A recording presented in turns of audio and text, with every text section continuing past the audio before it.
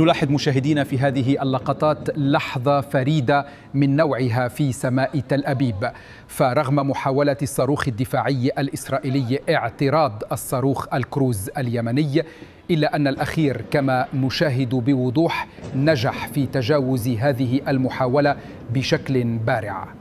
يعني لقطة مذهلة بالفعل. الصاروخ الإسرائيلي اعترضه واصطدم به، لكن الصاروخ اليمني واصل مساره دون أن يتوقف واندفع مباشرة نحو هدفه.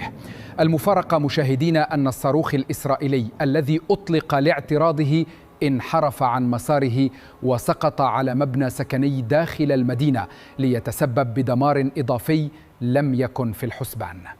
وهذه الصورة مشاهدينا توضح المشهد حيث يمكن تمييز المسارين بوضوح.